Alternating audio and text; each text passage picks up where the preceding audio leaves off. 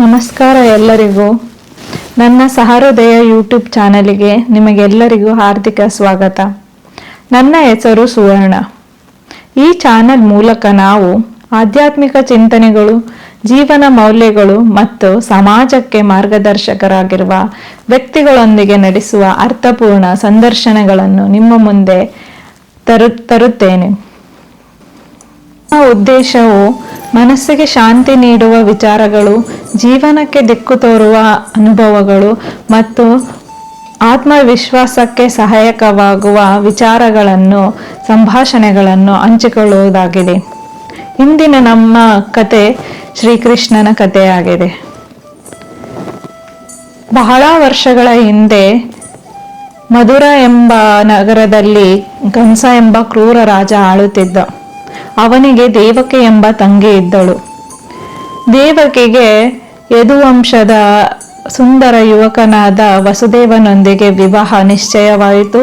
ವಿವಾಹವು ಅತ್ಯಂತ ವೈಭೋಗದಿಂದ ನಡೆಯಿತು. ಕಂಸನು ವಸುದೇವ ಮತ್ತು ದೇವಕಿಯನ್ನು ರಥದಲ್ಲಿ ಕರೆದೊಯ್ಯುತ್ತಿರುವಾಗ ಆಕಾಶವಾಣಿಯೊಂದು ಕೇಳಿಬಂತು. ಕಂಸ, ದೇವಕಿಗೆ ಹುಟ್ಟುವ 8ನೇ ಮಗನೇ ನಿನ್ನ ಅಂತ್ಯಕ್ಕೆ ಕಾರಣನಾಗುವನು. ಇದನ್ನು ಕೇಳಿದ ಕಂಸ ಬೆಚ್ಚಿಬಿದ್ದ, ಗಾಬರಿಗೊಂಡ, ಭಯದಿಂದ ತನ್ನ ತಂಗಿಯನ್ನು ಹೊಡೆಯಲು ಮುಂದಾದ. ಆಗ ವಸುದೇವರು ಅವರನ್ನು ಬೇಡಿದರು. ನಮಗೆ ಹುಟ್ಟುವ ಎಲ್ಲ ಮಕ್ಕಳನ್ನು ನಿಮಗೆ ನೀಡುತ್ತೇವೆ ಎಂದು ಹೇಳಿದರು. ಹಾಗೆಯೇ ದೇವಕಿಗೆ ಹುಟ್ಟಿದ ಎಲ್ಲ ಮಕ್ಕಳನ್ನು ಕಂಸನು ಒಂದೊಂದಾಗಿಯೇ ಕೊಂದನು. ದೇವಕಿ 7ನೇ ಬಾರಿ ಗರ್ಭಧರಿಸಿದಾಗ ಆ ಮಗುವನ್ನು ವಿಷ್ಣುವಿನ ಯೋಗ ಮಾಯೆಯ ಮೂಲಕ ದೇವಕಿಯ ಗರ್ಭದಿಂದ ರೋಹಿಣಿಯ ಗರ್ಭಕ್ಕೆ ಸ್ಥಳಾಂತರಿಸಿದರು. ರೋಹಿಣಿಯು ಗೋಕುಲದಲ್ಲಿ ವಾಸಿಸುತ್ತಿದ್ದರು. ರೋಹಿಣಿಗೆ ನಂತರ ಗಂಡು ಮಗು ಜನನವಾಯಿತು. ಅವರು ಕೃಷ್ಣನ ಅಣ್ಣ ಬಲರಾಮ. ನಾವು ತಿಳಿಯೋಣ ಶ್ರೀಕೃಷ್ಣನ ಜನನ ಕಥೆ. ಅಷ್ಟಮಿಯ ಅರ್ಧರಾತ್ರಿ. ಪವಿತ್ರ ರಾತ್ರಿಯಲ್ಲಿ ಕಾರಾಗೃಹವು ದಿವ್ಯ ಪ್ರಕಾಶದಿಂದ ತುಂಬಿತ್ತು. ಶ್ರೀ ವಿಷ್ಣುವೇ ಬಾಲಕೃಷ್ಣನಾಗಿ ಜನಿಸಿದರು. ನೀಲಿಯ ಮೈಯ ಬಣ್ಣ, ಕಮಲದ ಕಣ್ಣುಗಳು, 4 ಕೈಗಳಲ್ಲಿ ಶಂಖ, ಚಕ್ರ, ಗದ, ಪದ್ಮ ಹಿಡಿದ ದಿವ್ಯ ರೂಪ. ಕಾರಾಗೃಹದ ಬಾಗಿಲುಗಳು ತೆರೆದವು. ಕಾವಲುಗಾರರು ನಿದ್ರಿಸಿದರು.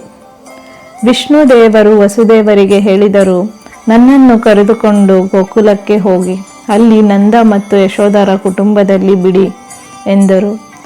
ಆಗ ವಸುದೇವರು ಶ್ರೀಕೃಷ್ಣನನ್ನು ಬುಟ್ಟಿಯಲ್ಲಿ ಕೂರಿಸಿಕೊಂಡು ಅರ್ಧರಾತ್ರಿಯಲ್ಲಿ ಗೋಕುಲಕ್ಕೆ ಹೊರಟರು. ಭಾರೀ ಮಳೆಯ ನಡುವೆಯೂ ಯಮುನಾ ನದಿಯು ದಾರಿ ಬಿಟ್ಟಿತು. ಶೇಷನಾಗನು ತನ್ನ ಪಣದಿಂದ ಶ್ರೀಕೃಷ್ಣನನ್ನು ಮಳೆಯಲ್ಲಿ ಸಂರಕ್ಷಿಸಿದನು. ಗೋಕುಲವನ್ನು ತಲುಪಿದ ವಸುದೇವರು ಶ್ರೀಕೃಷ್ಣನನ್ನು ಅಲ್ಲಿಯೇ ಬಿಟ್ಟು ಅವರಿಗೆ ಹುಟ್ಟಿದ ಹೆಣ್ಣು ಮಗುವನ್ನು, ನಂದ ಮತ್ತು ಯಶೋದಾಗೆ ಹುಟ್ಟಿದ ಹೆಣ್ಣು ಮಗುವನ್ನು ಕರೆದುಕೊಂಡು ಕಾರಾಗೃಹಕ್ಕೆ ಮರಳಿದರು. ಕಂಸನು ಕಾರಾಗೃಹದಲ್ಲಿ ಆ ಮಗುವನ್ನು ಕೊಲ್ಲಲು ಪ್ರಯತ್ನಿಸಿದ. ಆಕೆ ಆಕಾಶದೆತ್ತರಕ್ಕೆ ಹಾರಿ, ನಿನ್ನನ್ನು ಕೊಲ್ಲುವವನು ಈಗಾಗಲೇ ಸುರಕ್ಷಿತನಾಗಿದ್ದಾನೆ ಎಂದು ಹೇಳಿ ಮಾಯವಾದಳು. ಕಂಸನ ಹೃದಯವು ಕಂಪಿಸಿತು. ಕಂಸನ ಅಂತ್ಯ ಪ್ರಾರಂಭವಾಗಿತ್ತು.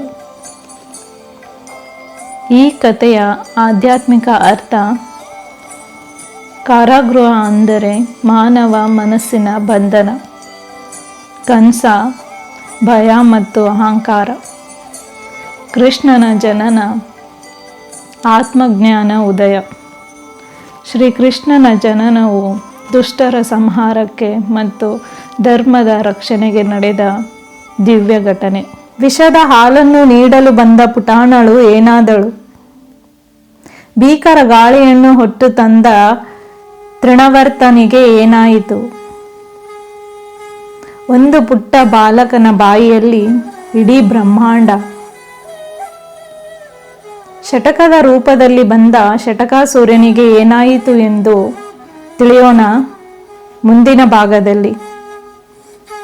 ನಮ್ಮ ವಿಷಯಗಳು ನಿಮಗೆ ಪ್ರೇರಣೆ ಅನಿಸಿದ್ದಲ್ಲಿ ನಮ್ಮ ಚಾನಲ್ಗೆ ಸಬ್ಸ್ಕ್ರೈಬ್ ಮಾಡಿ ಮತ್ತು ಬೆಲ್ ಐಕಾನ್ ಅನ್ನು ಪ್ರೆಸ್ ಮಾಡಿ.